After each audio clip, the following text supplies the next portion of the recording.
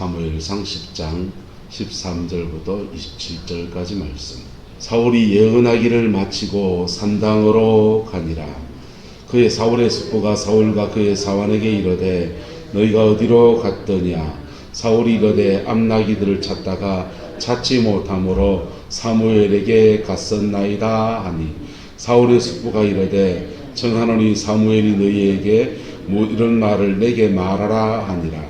사울이 그의 숙부에게 말하되 그가 암나기들을 찾았다고 우리에게 분명히 말하되이다 하고 사무엘이 말하던 나라의 일은 말하지 아니하니라.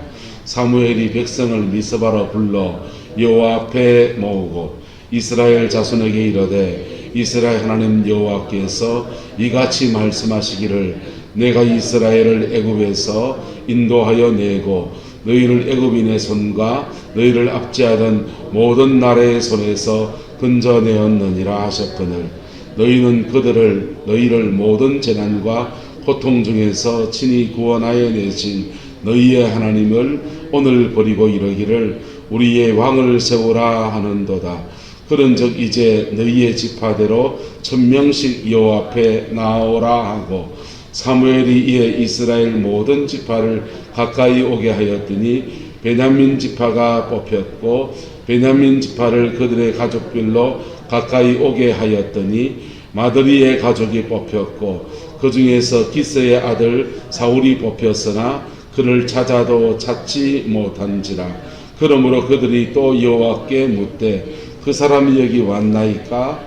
여호와께서 대답하시되 그가 진보 다리들 사이에 숨었느니라 하셨더라. 그들이 달려가서 거기서 그를 데려오매 그가 백성 중에 서니 다른 사람보다 어깨 위만큼 컸더라. 모든 백성 중에 짝할 리가 없느니라 하니 모든 백성이 왕의 만세를 외쳐 부르니라. 사무엘이 나라의 제도를 백성에게 말하고 책에 기록하여 여호와 앞에 두고 모든 백성을 각기 지급으로 보내매 사울도 기브아 자기 집으로 갈 때에 마음이 하나님께 감동된 유력한 자들과 함께 갔느니라. 어떤 불량배는 이르되 이 사람이 어떻게 우리를 구원하겠느냐 하고 멸시하며 예물을 바치지 아니하였으나 그는 잠잠하였더라. 아멘. 신앙의 여정에는 하나님을 만나는 여정과 하나님의 은혜 앞에 내가 세워지는 여정과 하나님께 쓰임받는 여정, 그렇게 나누어 볼 수 있습니다. 근데 그 여정 안에서 사울도 그 여정을 차근차근 밟아갔던 것입니다. 할렐루야. 암나기를 잃어버린 것 때문에 암나기 찾다가 사무엘을 만나고 사무엘을 만났더니 그 사무엘을 통해서 특별한 기름 부음을 받았어요. 특별한, 구약시대에는 특별한 기름 부음이지만은 신약시대에는 저와 여러분 모두에게 이 기름 부음이 와 있는 줄로 믿습니다. 성령께서 저와 여러분의 영혼 속에 이미 예수 그리스도의 보혈의 피 안에서 임하여 계세요. 할렐루야.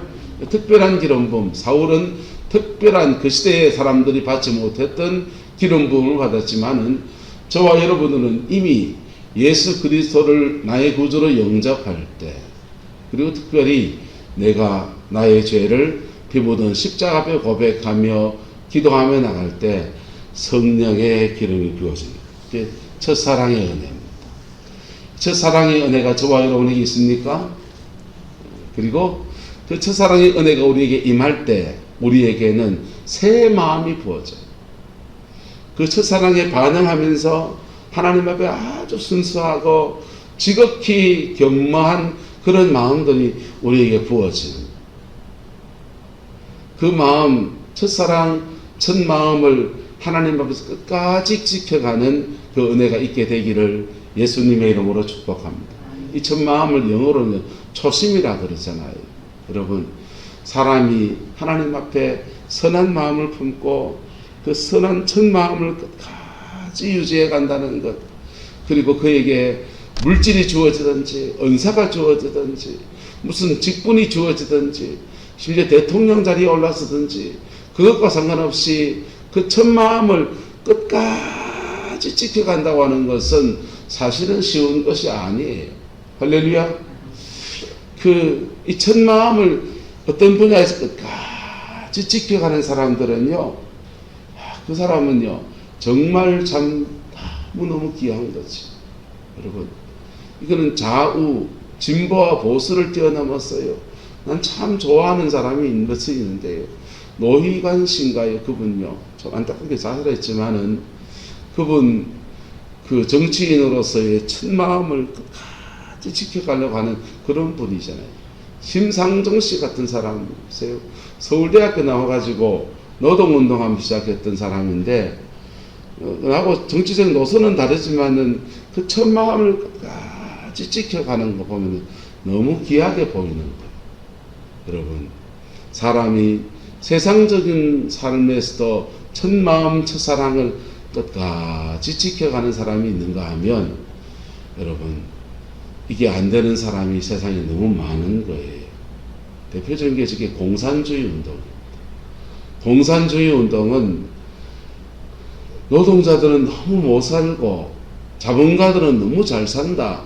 여러분, 자본주의는 두 개의 큰 축이 있어요. 하나는 노동자본주의가 있고요. 그 다음에 금융자본주의가 있어요. 금융자본주의가 뭔지 압니까? 은행에 돈 넣어놓고, 정권회사에 돈 넣어놓고, 돈이 돈을 벌게 하는 자본주의. 이게 금융자본주의.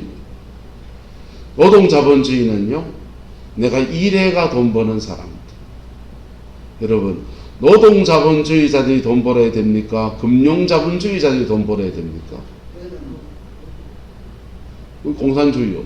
이게 노동자본주의, 돈 있는 사람이 기업 차려놓고 방직 공장에 취직시켜놓고 저임금에 혹사시키고 뺑뺑이 돌리고 그래가 돈 버는 시대가 1800년, 18세기, 17세기 그 꼬라지 보고서 열받아가지고 일으키는 게 공산주의 운동이에요. 그래서 무산대중이 잘 살아야 된다. 그래서 아주 가난한 사람이 프롤레타리아 독재를 하자. 그래가 와와와 일났습니다. 그랬더니 이 노동자본주의자들이 사람이 많잖아요. 와, 정말 유토피아를 말하는 것 같고, 그래서 그 공산주의를 만들었습니다. 근데 그 공산주의자들이요, 북한을 공산주의 국가를 만들고, 중국을 공산주의 국가를 만들고, 저 쿠바를 공산주의 국가를 만들었는데, 그 사람들이 그 첫 마음을 지켜서 끝까지 갔습니까? 저들 잘 사는 나라를 만들어 놨습니다. 그 운동 가담했던 공산주의자들만 잘 사는 나라를 만들어 놓은 거예요. 그건 공산 귀족주의죠. 공산주의를 표방한 또 다른 귀족주의죠. 북한에는 평양 사람들만 잘 사는 거예요. 평양 안에 있는 사람들만 특별 거주지역이라고 그 동네 사람들만 잘 살고 나머지 사람들은 피죽도 못 끌어모으는 그런 신세가 돼 있고요. 중국 같은 데는 등소평이 그냥 개혁 개방을 하면서 이제 그 공장을 짓게 하고 자본가를 육성하는데 그 자본가들을 전에 공산주의 운동 같이 했던 사람한테 다 맡겨놨더니 그 자본가들은 금융자본주의를 하면서 저들은 재산이 1조가 넘는 사람이 천지예요. 근데 그 옆에 노동자들은 인력도 끌고 다녀요. 농촌에 있는 농민들은요, 교육의 기회도 균등하지 않아요. 어느 교육상 못 받게 돼 있어요. 여러분, 세상에서도 첫 마음이 너무 귀하게 보이고 진심인 것 같아서 속아가지고 저래 어려움을 겪는 나라 전체가 도탄에 빠진 저럴 수가 있는 겁니다. 신앙 안에서도 저와 여러분들이 하나님께로부터 첫 사랑과 첫 마음을 지켜가는 은혜가 있게 되기를 예수님의 이름으로 축복합니다. 감사하게도 우리 안에 누가 계시냐?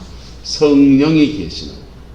성령이 계셔서 우리가 이 첫사랑, 첫마음에서 이탈되어지면 하나님이 가볍게 말씀하셔요. 가볍게 나의 영적 상태를 비추어 주시고 가볍게 말씀하세요. 가볍게 말씀하시는 것을 듣지 않으면 무겁게 말씀하셔요. 무겁게 말씀하는 걸 듣지 않으면 뚜를 패버리는 거예요. 다리 몽둥이를 부러뜨리듯이 그래 징계하시는 거예요. 그런 징계를 받았으라도 뭘 유지하라고?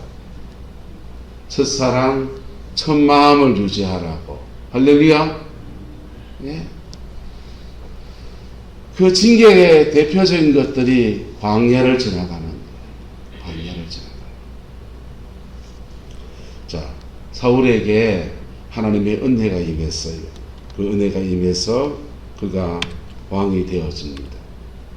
예언하기 마치고 사무엘을 통해서 은혜 받고 난 뒤에 7일여의 시간을 보내면서 하나님의 산에 이르러서 그도 예언의 은사를 경험하고, 이 특별한 은혜인 게 이 기름 부음 사역이라는 것이 선대 제사장이 후임 제사장에게 하는 거예요.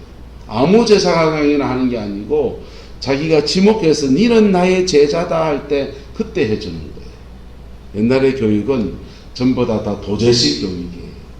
도제식 교육은 그냥 사람들 앉혀놓고 이렇게 집단적으로 가르치는 게 아니고 스승 한 명의 제자 한두를 두고서 그 사람에게 집중적인 기술 전수나 어떤 영성의 전수를 하는 겁니다.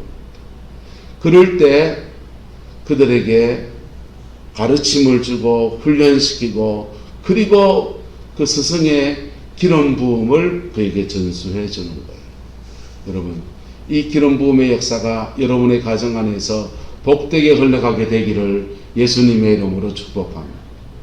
이 기름 부음이 흘러가면요, 부모대에서 믿음으로 심어놓은 것에 열매를 자녀대에서 거둬요.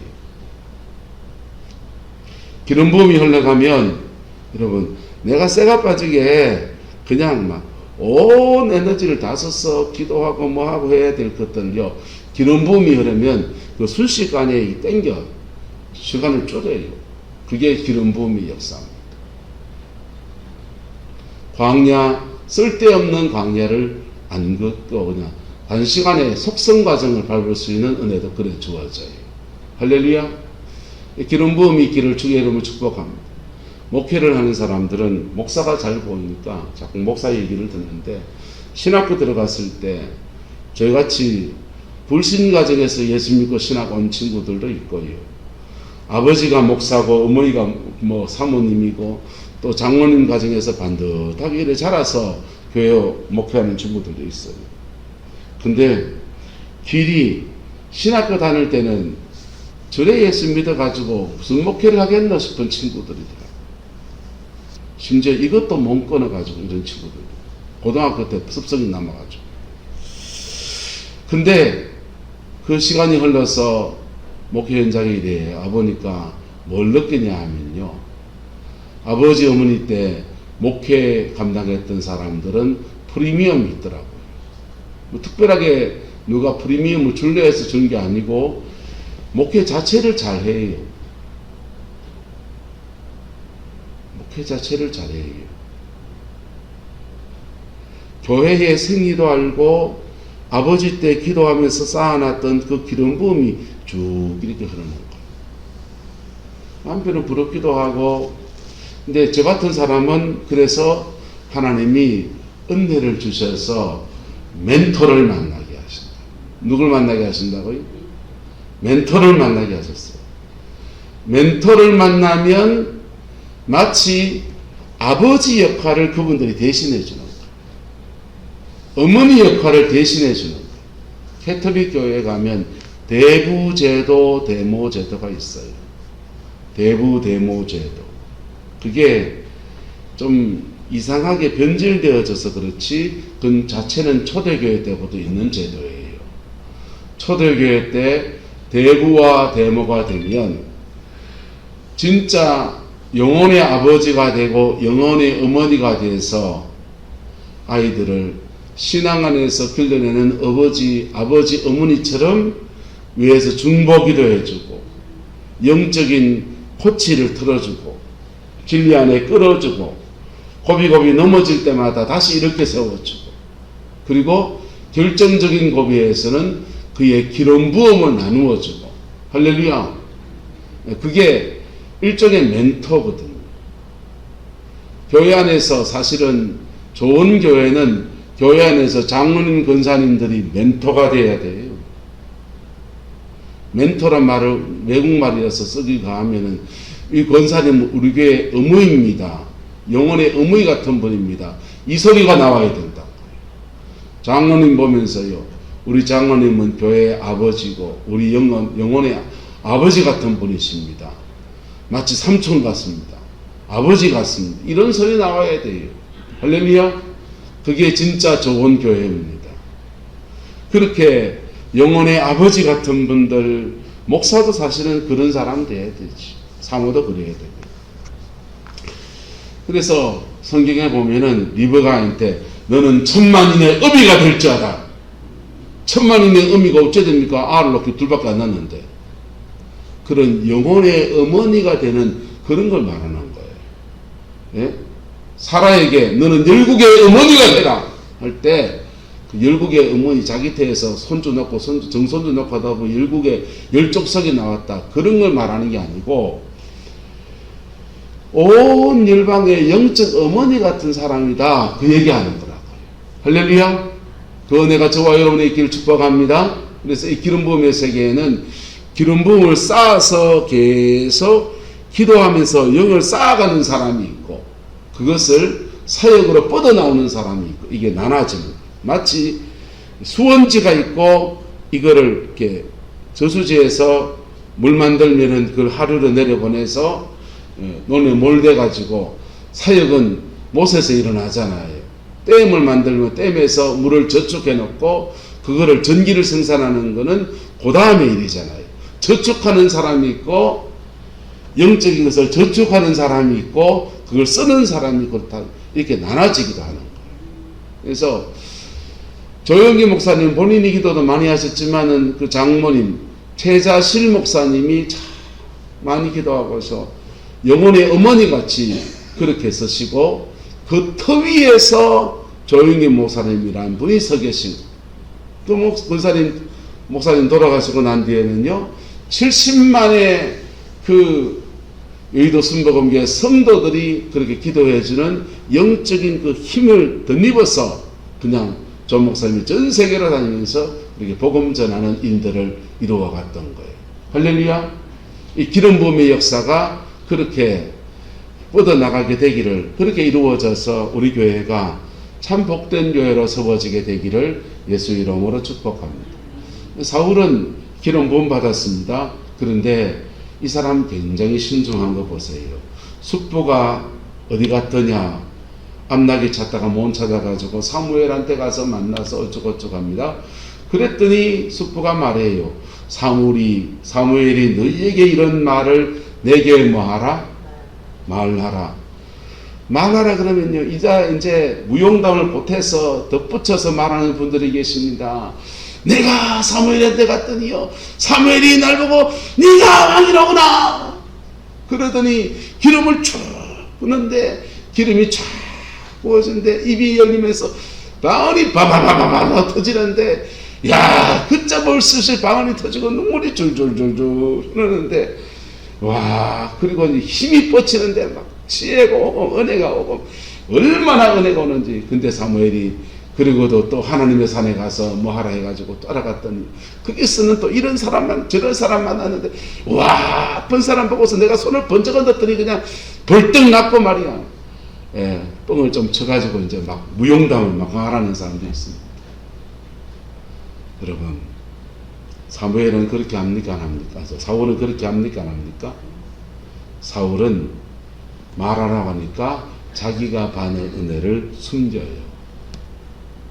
사람이 숨길 때가 있고 드러낼 때가 있고 이 은혜 받자마자 이 사람은 굉장한 절제가 있는 거예요. 이 절제를 잘못해가지고요 괜히 오버해가지고 교회의 질서를 어지럽히는 성령 받았던 사람이 한국교회 얼마나 많았는지 겸비하게 조용히 있습니다. 그저 암나귀들을 찾았다는 개인적인 예언에 대해서 말씀을 나누어요. 그리고는 넘어갑니다. 사무엘이 미스바로 불러서 백성들 앞에 사람들 앞에 여호와 앞에 모으고 이스라엘 자손에게 제비 뽑아서 이렇게 사람들을 뽑아냅니다. 그 중에 왕이 누군지를 이제 뽑아냅니다. 지파들은 1000명씩 여호와 앞에 나와서 이렇게 뽑히는데 첫 번째 지파를 뽑을 때는 베냐민 지파가 뽑혔고 베냐민 지파들 중에서 가족 단위로 뽑아내게 했더니 가족 중에서는 마드리의 가족이 뽑혔고 마드리의 가족 중에서는 누구의 아들? 기스의 아들 사울이 뽑혔다. 근데 그를 찾아도 찾지 못해. 사울은 이미 언지를 받았다 안 받았다? 언지를 받았어요. 기름 부음도 받았어요. 그리고 예언의 영이 임해서 예언을 쭉 했습니다. 그 예언이 뭐겠어요? 사울이 그 예언할 때 여러분 사람 따라서 하나님이 그 예언을요 그 개인에 대한 예언을 줄 때도 있고 다른 사람을 향한 예언을 줄 때도 있고 막 그럽니다. 그렇게 부르심이 볼 때 예언은 주로 그의 사명에 관한 예언이에요. 내가 너를 왕으로 세우노니 이런 내용일 겁니다. 내가 너를 왕으로 세우노니 네가 왕이 된다고 하면서 경거망동하지 말 것이며 하나님의 말씀을 가까이에서 늘 곁에 두고 그 직임을 감당해 나갈 때 너의 가문에 이런 복을 내리고 그리고 외적의 진입들이 있고 블레셋이 일어나고 암몬이 일어날 수 있는데 그들에 대해서 두려워하지 말고 내가 너의 힘이 되고 내가 너의 길이 되고 내가 너의 방패가 되고 내가 너의 병거가 되어서 너를 구원하고 너희 민족을 구원할 때 너를 사용할 것이다. 그에게 주는 약속의 예언을 주시는 거예요. 사울이 나중에 또 사무엘 다윗 잡으러 사무엘한테 가서 라마나웃에 갑니다. 그때도 그에게 성령이 임해서 예언해요. 사울은 성령이 임하기만 하면 예언해요. 그 사람의 영적 기질은 예언의 촉이 있기 때문에 그래요. 그런데 그때 예언하면 뭐 하겠습니까? 사울아 사울아 네가 어찌하여 다윗을 잡으라고 이래 쫓아왔느냐? 그는 너의 사위가 아니더냐? 그가 왕위를 이어간들 그것이 너에게 해가 될 것이냐? 너 그렇게 하다가 망한다. 너 그렇게 죽는다. 그렇게 하다가 너희 가족 전체가 망할 것이다. 너 하나 때문에 온 나라를 이렇게 엉망으로 만들어야 되겠느냐 하면서 책망하는 예언을 본인이 스스로 해요. 예언하는 그 은사가 그리고 그 예언의 은사를 가지고서 왕정을 감당해 나갈 때 성령이 임하면 잘 모르는 것 정말 세미한 부분들을 가르쳐 주시고 깨우쳐 주시는 역사로 그렇게 쓰임받는 거예요. 예언의 은사가 없습니까? 우리나라의 김진홍 목사님이요 유신체제에 반대하다가 감옥에 갔어요.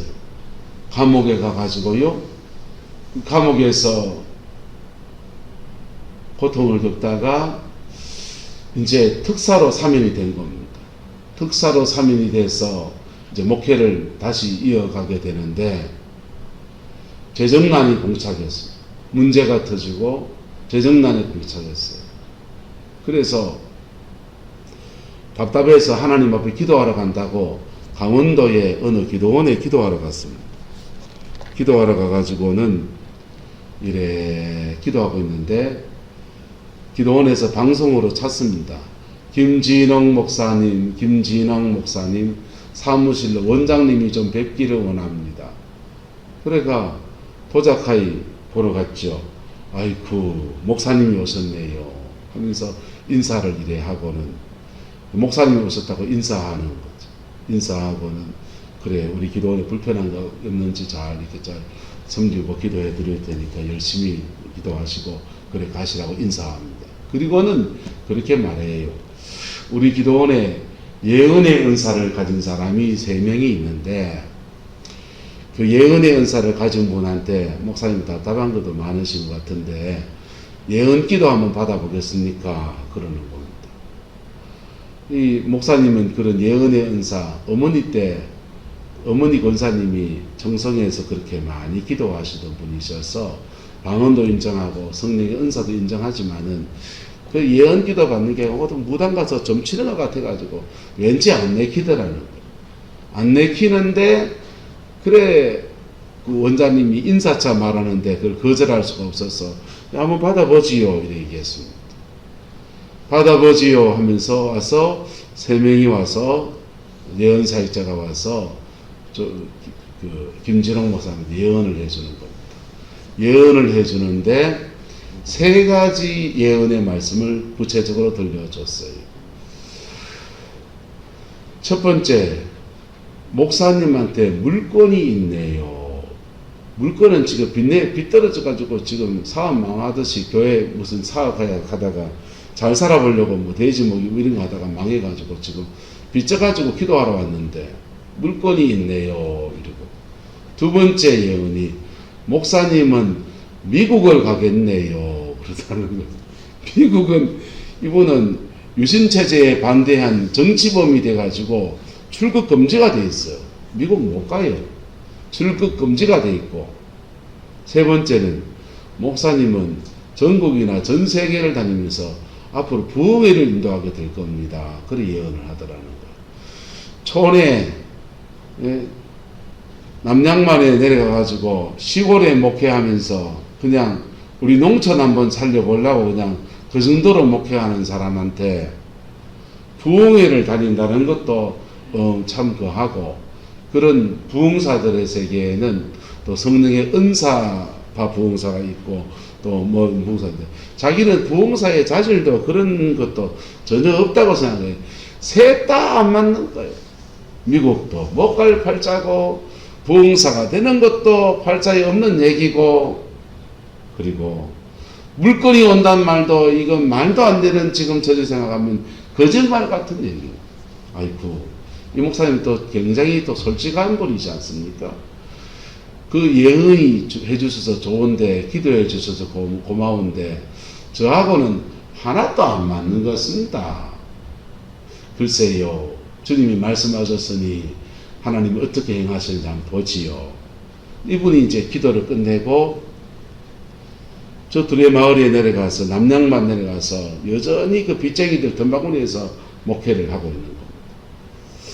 목회를 하고 있는데 갑자기 우편이 왔는데 미국 대통령 취임식에 초청장이 온 거예요. 시골에 목회하는 사람 아무도 그때는 무명의 종이에요. 누가 모를 때예요. 무명의 종을 누가 불렀는지 어쨌든 막 시골교회 목사님을 미국 대통령 취임식에 초청장이요. 미국 대통령은 기독교 국가니까 대통령 취임하는 날 부흥회처럼 여러 목사님들을 세워서 예배하고 설교하고 하는데 거기에 김진홍 목사님도 설교자로 이름이 등재돼요. 미국 초청장 들고서 이거는 국가 그 정치범이기 때문에 못 나가니까 자기를 담당하는 경찰관을 찾아가가지고 사실은 이런 거 왔는데 미국 대통령 초청장인데 내가 갈 수 있겠습니까? 비행기 티켓하고 다 왔는데 그러니까 경찰관이 그러고 목사님한테 이런 게 왔어요. 진짜네 이거. 미국 대통령 초청장이면 갈 수 있도록 해드려야지요. 그러니까 정치범인데 비자가 나와서 미국으로 부흥회 대통령 취임식에 가서 이제 시골에 목회하는 사람 이런 얘기도 하고 저런 얘기도 하러 간 겁니다. 가서 말씀 전하고 취임식 참석하고 주일날이 돼서 그 옆에 어디 가서 예배를 드리려고 한인교회를 찾아가서 예배 드리러 갔더니 장로님들이 예배 시작이 되는데도 굉장히 분답하더라고요. 시작할 때가 됐는데 왜 안 하지? 그러는데 우왕좌왕 하더니 장로님 한 분이 나와서 예배에 묵도하고 찬양하고 대피기도하고 그리고는 말씀 전하고 설교할 때가 됐는데 갑자기 광고를 하시는 거예요. 사회 보신 장로님이 여기 혹시 예배드리는 분들 중에 한국에서나 목회를 하시던 분이 신학을 하셔서 목회를 하시던 분이 계십니까? 우리 목사님이 갑자기 교통사고가 나가지고 교회 오시다가 좀 사고 나서 병원에 가셨는데 말씀을 전해줄 목사가 지금 없습니다. 그런 말씀하시는. 안 계시면은 성경 한 구절 읽고 오늘 예배는 거절내겠습니다. 그러는 겁니다. 아무도 안 났어요.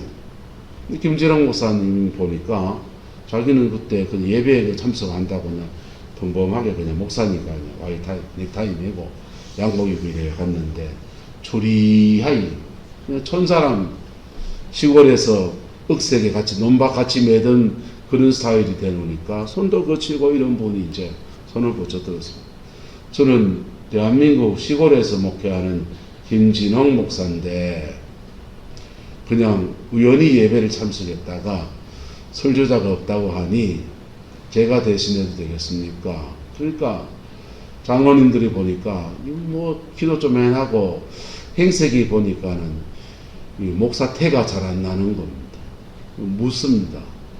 혹시 목회를 하셨다면 교단은 어딘지 신학교는 어디 나오셨는지. 미국에는 가짜 목사가 많아요.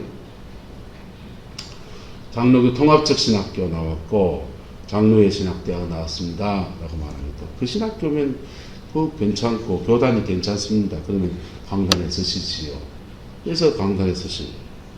강단에 서서 갑자기 설교를 하려고 하니까 당황스러워서 그냥 서로 낯설고 하니까 목사님이 성경 간단하게 읽고서 자기가 청계천에서부터 들의 마을 내려가서 이래 농촌 목회하는 간정들을 쭉 이렇게 나눴어요. 간정들 하는데 사람들이 그렇게 은혜를 받는. 그리고는 장로는 예배 끝나고 난 뒤에 부탁을 합니다. 정신주사 우리하고 같이 하시고 목사님 하신 김에 막 오후에 간정 한 번 더 해주십시오. 오후 예배 때. 그래서 오후 예배 때 간정 한 번 더 해서 간정하고 간정했더니 장로님들이 막 당에서 갑자기 우리 결의했습니다. 오신 김에 묻힌 김에 뭐 한다고 우리 교회에서 한 3일 정도 부흥회를 해주십시오. 갑자기 일정에도 없는 부흥회가 잡혀서 3일 동안 월요일부터 해서 수요일까지 미국 재래중앙에 일정에 없던 부흥회를 한 거예요. 부흥회를 하고 그리고는 한국에 들어왔습니다. 한국에 들어왔더니 그 부흥회에 한 테이프가 한국에 먼저 와 있더라는 거예요. 먼저 와가지고 전국에 뿌려져 가지고 그때부터 정신없이 한국 전체 다니면서 부흥회하고 전 세계 다니면서 부흥회하고 그렇게 하면서 재정의 축복도 주어져서 그렇게 빛도 갚고 하나님의 일도 하고 주님의 영광 나타내는 그런 은혜가 있어요. 그에게 맞지도 않은 것 같은 예언 3가지 해줬는데 그 3가지가 시간이 지나갔더니 다 뭐해졌더라? 성취가 되었더라. 할렐루야. 정말 주님이 말씀하시면 그 말씀을 이루어 갑니다. 근데 하나 있어요. 말씀을 이루어가는 그 대상이 하나님의 말씀에 순종해야 돼요. 그렇게 은혜를 입은 그리고 하나님 앞에 한 시대를 쓰임받는 축복을 누렸지요. 여러분 사무엘을 통해서 사울에게 예언이 주 넌 왕 될 거다 했고 왕이 될 수 있는 기름 부음 받았고 왕이 되게 7일 동안 그가 성령의 인도 따라가는 여정을 지나가고 그가 스스로 예언하면서 자신이 왕이 되면 어떻게 해야 될지를 다 이제 깨닫고 말하고 선포하고 온 난리를 쳤습니다. 그리고 제비 뽑을 때가 되었습니다. 근데 당당하게 납니다 이래야 되잖아요. 자기 피할 때에. 근데 찾아도 찾지 못한지라. 할렐루야. 그들이 또 묻되 그 사람이 여기 왔습니까? 여호와께서 말씀하실 때 그가 어디에 숨었다? 진보 다리 사이에 숨어있다. 자신을 드러내지 않고 숨어있다. 왕이 되기를 두려워했다는 것. 왕이 되기를 두려워하고 자신의 부족함이 한없이 느껴져서 그 왕자 될 자리에 자신을 드러내지 않고 숨어있고 이거 어떻게 감당해야 되나 머리에 고심하면서 이렇게 있다라는 거예요. 그래서 모든 백성이 왕의 만세를 외치면서 그 사람이 왕이다 선포합니다. 사무엘은 나라의 제도와 왕이 어떻게 해야 될지를 백성들에게 말하고 이것을 책에 기록하였습니다. 아마 이 책에 기록한 것이 사울이 예언했던 것과 내용이 그렇게 다르지 않을 거예요. 그리고 사울은 그를 따르는 사람이 생겨서 함께 자기 집으로 갔습니다. 그 어떤 불량한 사람은 이 사람이 어떻게 그를 구원하겠느냐? 왜? 베냐민 지파는 찌그러진 지파예요. 유다 지파에서 나오든지 에브라임에서 나와야지 왜 베냐민에서 나오냔 말이야. 지역 감정부터 시작해서 온갖 것들이 그렇게 들고 일하면서 반대파가 나타납니다.